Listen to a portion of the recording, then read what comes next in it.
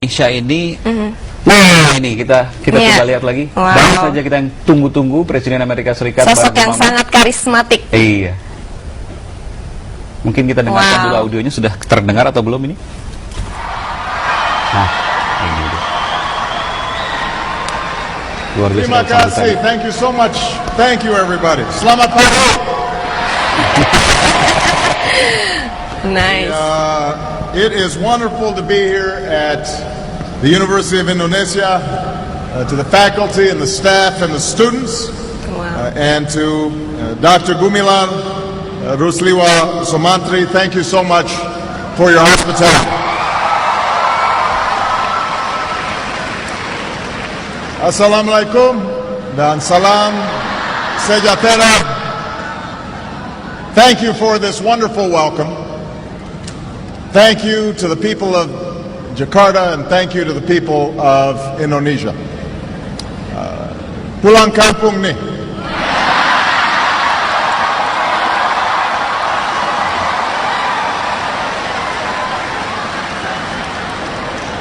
I am so glad that I made it back to Indonesia and that Michelle was able to join me.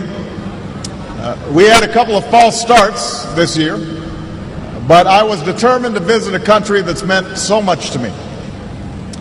And unfortunately, this visit is too short, but I look forward to coming back a year from now when Indonesia hosts the East Asia Summit.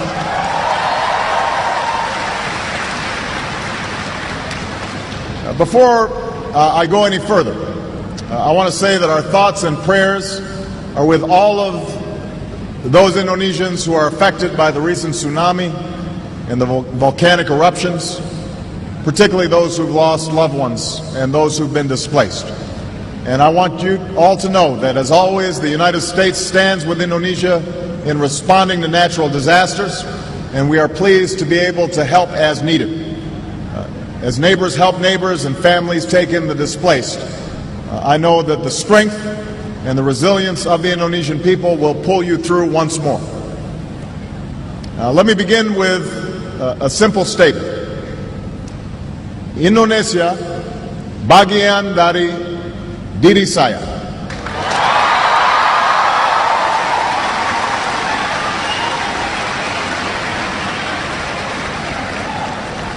I first came to this country when my mother married an Indonesian named Lolo Sutoro.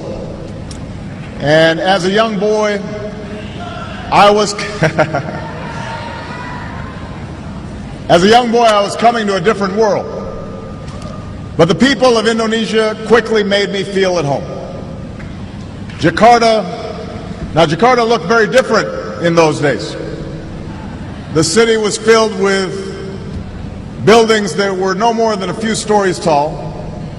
This back in 1967, 68, most of you weren't born yet. The Hotel Indonesia was one of the few high-rises, and there was just one big department store called Sarina. That was it.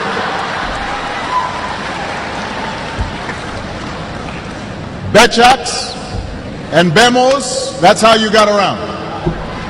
They outnumbered automobiles in those days. And you didn't have all the big highways that you have today. Most of them gave way to unpaved roads and the kampongs.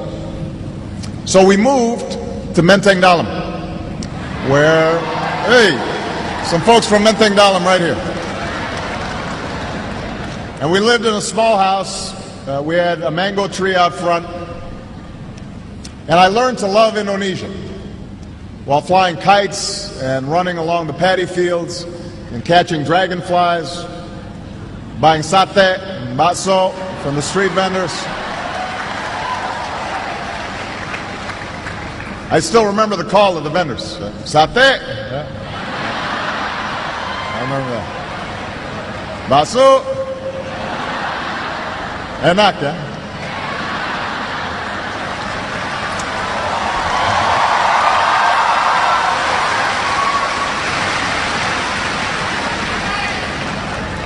But most of all, I remember the people. The old men and women who welcomed us with smiles, and the children who made a foreign child feel like a neighbor and a friend, and the teachers who helped me learn about this country. Because Indonesia is made up of thousands of islands and hundreds of languages and people from scores of regions and ethnic groups. My time here helped me appreciate the common humanity of all people. And while my stepfather, like most Indonesians, was raised a Muslim, he firmly believed that all religions were worthy of respect. And in this way,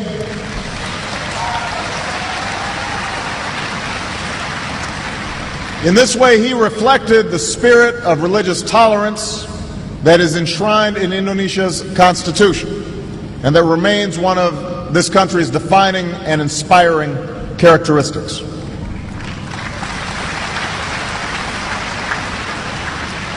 Now, I stayed here for 4 years, a time that helped shape my childhood, a time that saw the birth of my wonderful sister, Maya, a time that made such an impression on my mother that she kept returning to Indonesia over the next 20 years to live and to work and to travel and to pursue her passion of promoting opportunity in Indonesia's villages, especially opportunity for women and for girls.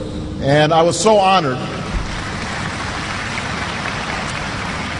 I was so honored when President Yudhoyono last night at the state dinner presented an award on behalf of my mother, recognizing the work that she did. And she would have been so proud because my mother held Indonesia and its people very close to her heart for her entire life.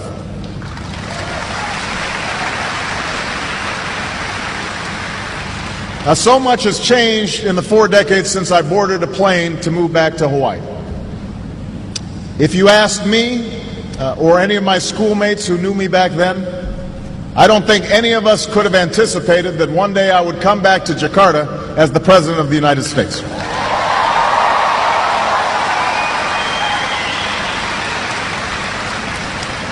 And few could have anticipated the remarkable story of Indonesia over these last 4 decades.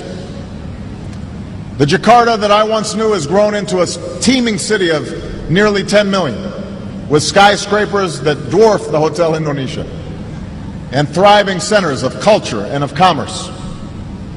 While my Indonesian friends and I used to run in fields with water buffalo and goats, a new generation of Indonesians is among the most wired in the world, connected through cell phones and social networks. And while Indonesia, as a young nation, focused inward, a growing Indonesia now plays a key role in the Asia-Pacific and in the global economy.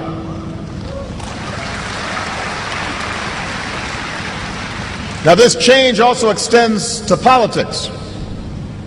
When my stepfather was a boy, he watched his own father and older brother leave home to fight and die in the struggle for Indonesian independence. And I'm happy to be here on Heroes Day to honor the memory of so many Indonesians who have sacrificed on behalf of this great country.